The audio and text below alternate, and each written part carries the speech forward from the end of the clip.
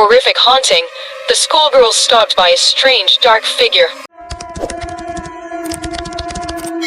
Truc, a lively and intelligent young girl, unexpectedly finds herself entangled in a series of strange and terrifying events after the death of Viet, who had loved her obsessively. From haunting dreams, a shadow that follows her, to mysterious occurrences at school, Truc gradually realizes that Viet's spirit hasn't let her go. Can Mr. Kien help Truc escape this terrifying ghost, or will she forever face a love from beyond the grave?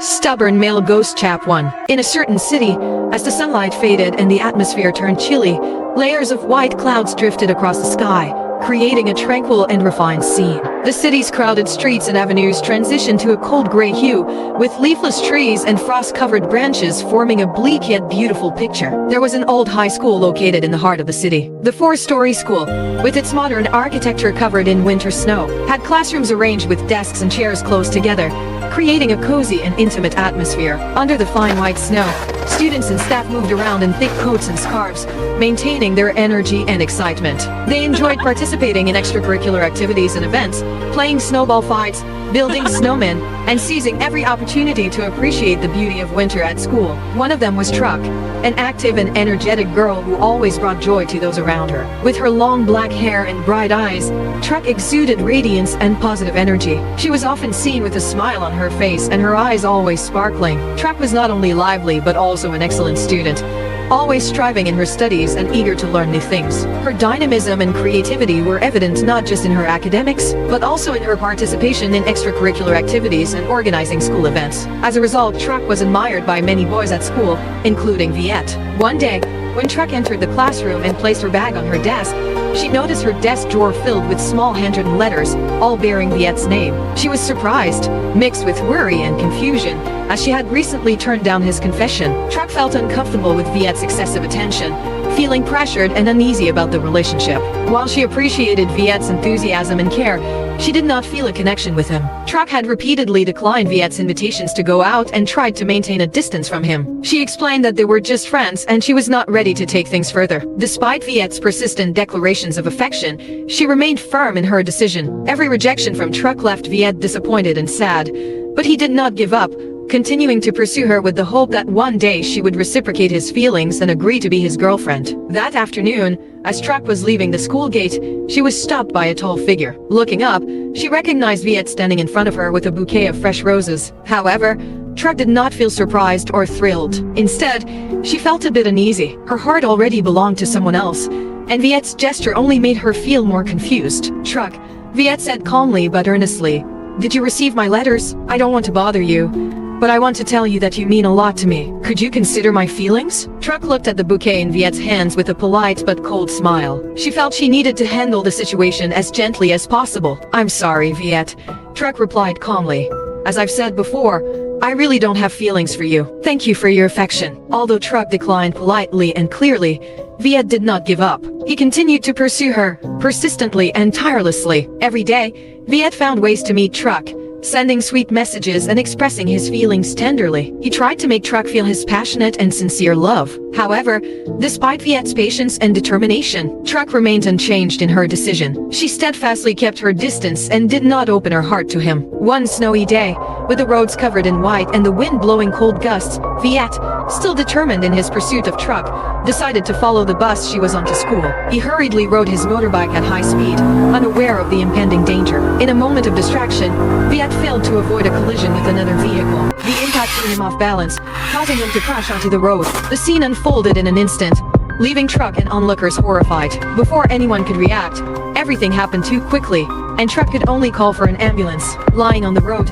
Viet felt pain and loss of control. He tried to get up but realized he couldn't move. His vision blurred from the pain and loss of consciousness, with the red from his body staining the white snow around him. Truc got off the bus and ran towards Viet, her heart filled with panic and concern. In his final moments before losing consciousness, Viet called out Truc's name. Somehow, he grasped her hand and gently asked if she would be his girlfriend. Truc's heart felt heavy, but she couldn't say a word. It wasn't a feeling of being moved or fear. It was because she had never seen anyone so stubborn, even at the brink of death. After the tragic incident, Truc was deeply affected and decided to take a week off school. She felt she couldn't continue as usual after such a horrifying event and needed time to cope and accept the reality. During her break, many friends visited Truc, offering comfort, sympathy, and bringing flowers and small gifts. Among those who visited was a special person, Mr. Kien, a young and dedicated teacher whom Truc had secretly admired for a long time. He was not just an educator but also a companion and a great source of support for Truc during this difficult time. Mr. Kien, with his sensitive and empathetic soul, always listened and understood what Truc was going through, staying by her side to share and support. He was not just a teacher but also a close friend whom Truc could trust and confide in.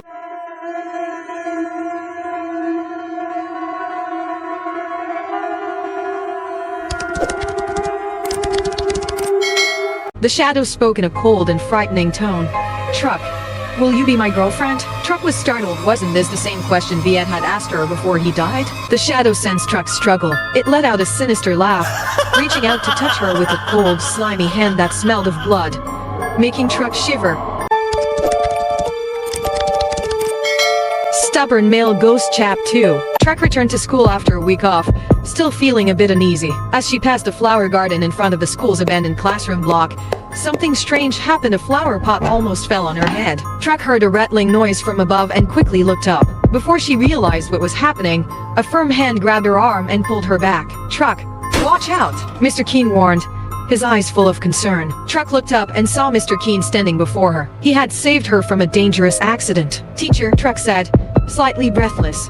Thank you for saving me. Mr. Kien just smiled softly, but his eyes remained serious. It's nothing, Truc. Just be more careful when passing through here, okay? Truc nodded, her heart fluttering with gratitude. Both of them looked up to where the flower pot had fallen, but there was no one there. Truc felt uneasy, wondering if someone was deliberately trying to harm her or if it was just an unfortunate accident. In the days following the flower pot incident, Truc's life became increasingly strange and eerie. She continuously encountered frightening and inexplicable events. Many nights, Truc couldn't sleep well. She didn't know if it was because of psychological trauma or just recurring, meaningless dreams. In her dreams, Truc was haunted by a strange and terrifying figure of a shadow. She found herself standing before a large, dark, and mysterious shadow. The shadow spoke in a cold and frightening tone. Truc, will you be my girlfriend? Truc was startled. Wasn't this the same question Viet had asked her before he died? Truc was terrified when faced with this haunting question. Even though her answer remained the same, she wanted to tell it to stay away, but strangely, she couldn't speak. The shadow sensed Truc's struggle. It let out a sinister laugh, reaching out to touch her with a cold, slimy hand that smelled of blood, making Truc shiver. Soon, you won't be able to leave me anymore. You'll belong to me forever. Truc frantically pushed the shadow's hand away, waking up in a state of anxiety, her mental health severely deteriorating. She sobbed, wondering what she should do. Despite feeling powerless and anxious, Truc still tried to attend school regularly. One twilight evening, as Truc was looking for books in the school library, the light suddenly went out, and everything gradually plunged into darkness. She was enveloped in the sudden darkness, with only a faint yellow glow from a distant window illuminating the room. A chilling sensation filled the space, and Truc felt an invisible force disturbing her from behind. It began to take shape, a large shadow surrounding Truc, whispering in a groaning voice, "You still haven't answered me. Will you be my girlfriend?" Truc's heart pounded. She gripped the book in her hand, trying to control her panic. She heard the groaning and shuffling footsteps from behind, and a strong force pushed her into the bookshelf, leaving her dazed. Truc's breath shortened as the shadow's hand reached out from the bookshelf, choking her with malicious intent. She gasped for air, fear spreading through her mind as she couldn't escape the darkness's grasp. The shadow's cold, slimy fingers squeezed her neck, making her feel on the brink of death. In the most critical moment, Truc struggled, but the shadow's strength seemed overwhelming. Her vision blurred, filled with fear and despair. But in the decisive moment, a flashlight's beam suddenly appeared, shining on the shadow and making it gradually vanish. In her sight, Truc saw Mr. Kien standing there, holding the flashlight. She felt herself being freed from the shadow creature, her breathing returning to normal. "Truc, are you okay?" Mr. Kien asked with worried eyes. Truc looked at Mr. Kien, her emotions bursting forth. She rushed into his arms, sobbing, "Thank you, teacher, but I'm not doing well." She quickly recounted the strange events she had experienced, including the appearance of the terrifying shadow. "Teacher," Truc said, her voice still trembling from the recent horror, "something strange is happening to me. These past days, I always feel like something is watching and haunting me. A monstrous shadow." Reflecting on the flower pot incident, Mr. Kien looked at Truc with serious eyes. That's indeed very strange. Since when have you felt like this? I think it started after Viet, after that incident, after his first death anniversary. Truc replied, trying to control her emotions, showing him the strange bruises on her arms and neck.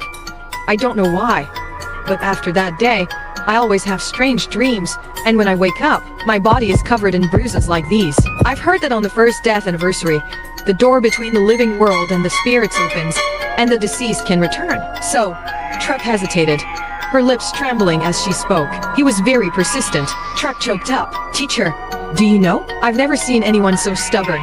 Viet kept asking if I would be his girlfriend. I rejected him many times, but he never gave up. Even in death, he still insisted on that question. I'm afraid to tell anyone because I know they won't believe me. They'll think I'm just overthinking. Truc looked up at Mr. Kien with anxious eyes. Everything I'm saying is true. Teacher, do you believe me? I'm not delusional. These strange things, these ghostly things are real.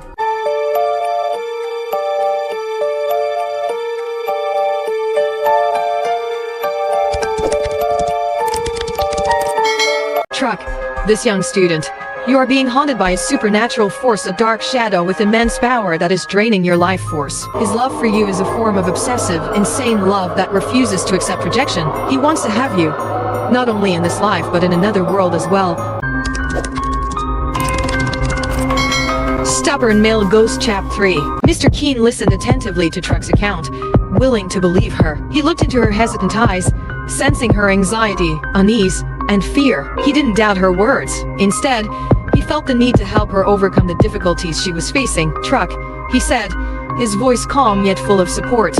I believe you. What you're experiencing is not a product of your imagination. There might be a supernatural force threatening you. He placed his trust in Truc and decided to help her find answers to the strange events occurring around her. Mr. Kien comfortingly hugged Truc, lifting her up as he held her hand and led her out of the library. We'll find the answers together, Truc. We won't let any force push you into the darkness or harm you, Mr. Kien said, his eyes filled with determination. Mr. Kien's belief was a great source of encouragement for Truc. During difficult and confusing times, having someone who understands and believes in you can be the most important thing. Truc felt comforted and encouraged, knowing that someone was always by her side, ready to listen and share what she was going through. In the following days, besides their school hours, Truc and Mr. Kien investigated the strange events and mysteries surrounding her. They searched for information, studied books, tried to contact experienced individuals in the field, and even joined research discussions about supernatural phenomena. Through their investigations, Truc and Mr. Kien were introduced to a renowned medium who had been in seclusion for many years. Following directions,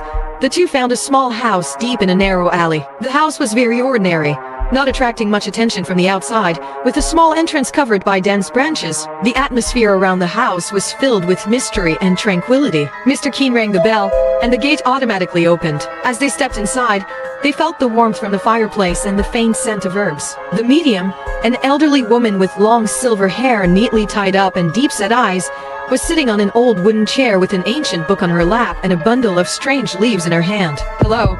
The medium greeted them with a warm smile. I knew you would come. Please, sit down and tell me what has been happening. Truc and Mr. Kien sat near the medium, feeling comfortable and at ease in the warmth of the fireplace and the dim light from the candles on the table. They began to tell the medium about the strange events, haunting dreams, and supernatural phenomena that Truc had experienced, hoping she could help decipher and find a solution to their problem. The medium sat facing them, her gaze seemingly able to see deep into their souls. She clutched the ancient book on her lap, appearing to focus intently on their story. Truc, Mr. Kien, the medium began, her voice steady and fluid. What you are experiencing is not easy. I can sense the fear and unease from both of you. She lifted a bundle of herbs and tapped it a few times on the cover of the ancient book before continuing. She looked into the space behind Truc and Mr. Kien, as if seeking more information from the darkness. Truc, this young student, you are being haunted by a supernatural force, a dark shadow with immense power that is draining your life force. Viet's attachment to you after his passing has created a strong, invisible bond, one that neither you nor he can break. His love for you is a form of obsessive, insane love that refuses to accept rejection. He wants to have you, not only in this life but in another world as well. Truc looked at Mr. Kien and then at the medium, her eyes full of doubt and confusion. She bit her lip but didn't dare to break the silence. The medium continued, dropping a pinch of herbs into the fire, causing the weak flame to suddenly blaze, illuminating the space. She stared into the fire, muttering strange words that Truc and Mr. Kien couldn't understand. As the fire gradually died down, The medium spoke again. I sense that Viet has hidden an important item near you, which is why he can haunt you for so long, Truc. This item is the key to breaking the connection between you and him. Search thoroughly around to your home, school bag, places that belong to you. Find it and burn it to ashes at Viet's grave, and you will free yourself from his haunting. The medium looked seriously at Truc, her voice heavy. But you must hurry. As time passes, the bruises on your body will increase, indicating that Viet is gradually possessing you, pulling you into his world.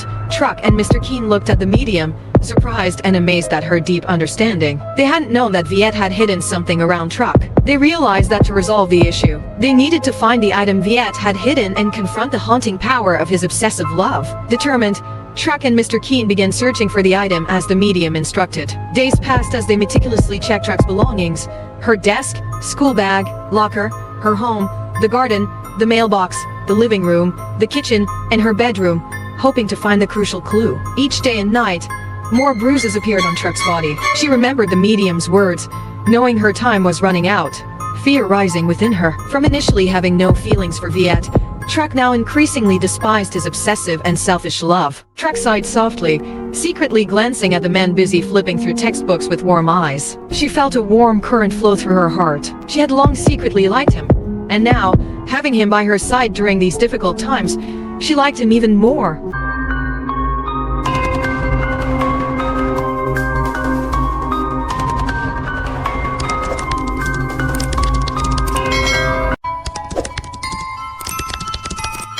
Truc, a high school girl, is haunted by the ghost of Viet, a man who died but continues to cling to her due to his obsessive love. With the help of Mr. Kien, who firmly believes in and is determined to protect Truc, the two embark on a mysterious journey to confront this supernatural force. They seek out a medium to unravel the connection between Truc and Viet's ghost, but time is not on their side. Can Truc escape the haunting before Viet pulls her into the afterlife?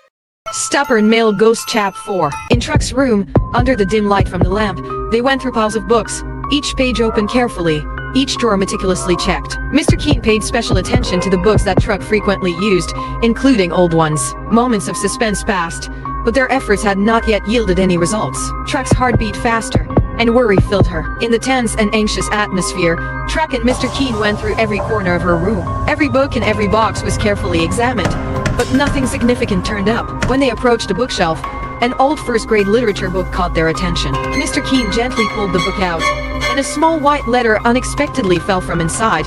Truc and Mr. Kien looked at each other in surprise, then down at the letter. On the envelope was the familiar handwriting of Viet.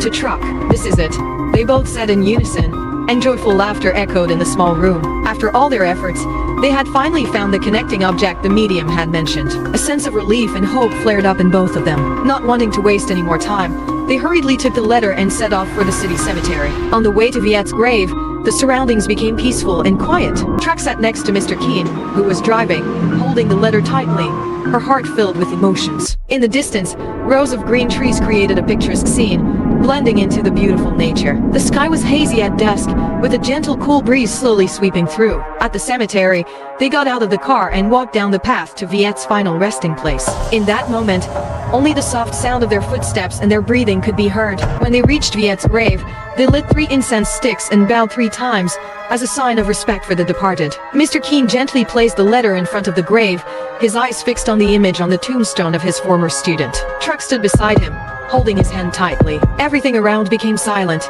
with only the sound of the gentle wind and their pounding hearts. Then, with determination, Mr. Kien and Truc burned the letter in front of Viet's grave. The small flame initially flickered like an omen, then grew into a large blaze, spreading warmth and brilliance in the quiet space. "Viet, I'm returning this letter to you. Stop following me, because I truly don't like you. I have someone I like now." At that moment, the sky suddenly turned black, and the space was engulfed in darkness. A monstrous shadow appeared in an instant, making the atmosphere gloomy and tense. The shadow's mouth was like a bottomless pit, emitting a creepy sound. "Truc, why did you do that? Come with me. Be my girlfriend." The shadow glared at Mr. Kien, its mouth widening menacingly. "You can't ignore my love. Mr. Kien is just a teacher. He can't understand you like I did. He can't love you more than I do." With that, the shadow lunged at Mr. Kien with undisguised malice. Caught off guard by Viet's bizarre action, Mr. Kien couldn't react in time. The shadow choked him, and he struggled to free himself. Realizing the danger to him, Truc didn't hesitate and shouted, Go away and never appear before me again. Viet, in his monstrous shadow form, felt his strength wane as the letter burned to ashes and Truc's determination. He realized he could no longer haunt her as their last connection had been severed. With one final act of frustrated rage, he screamed in pain and then vanished, dissipating into nothingness, leaving behind only an empty void and a gentle breeze. Mr. Kien, now freed, collapsed to his knees, coughing. Truc quickly rushed to his side, her hands supporting him to keep him from falling onto the cold ground. Her hands, though small, were full of strength and warmth. Mr. Kien, are you okay? Truc asked, her worried eyes on his pale face. Mr. Kien smiled faintly, a relaxed and relieved smile. Thank you, Truc. I just need a bit of rest. Thinking of something. His eyes had a hint of humor. But being envied by a ghost is the first time for me, especially such a stubborn ghost. Truc beamed, her cheeks blushing, as she helped him slowly leave the cemetery. Do you want to know why the ghost was jealous? Oh, tell me. He replied. Together, they left the cemetery, leaving behind the remnants of a dark past. They walked away with hope for the future, believing that everything would return to peace. Under the faint light, the shadow of the past gradually faded, giving way to the dawn of the future. The moon had risen as they quickly got into the car to return to the city. Suddenly, Truc noticed a gentle rose fragrance in the car. She found it strange, as she hadn't smelled it earlier. She turned to Mr. Kien with curious eyes. Mr. Kien, do you smell roses in the car? Mr. Kien smiled lightly, his eyes holding something mysterious. I know you like roses very much, don't you? Yes, Truc replied, her eyes eager as she talked about her favorite flower with the person she adored. I love roses the most, especially red roses, because they symbolize love and romance. Mr. Kien listened attentively with a gentle smile on his lips. In his eyes, beyond the affection, care, and deep feelings after going through many events together, there was an increasingly evident stubbornness. Thus, with two kindred spirits, a persistent love gradually emerged.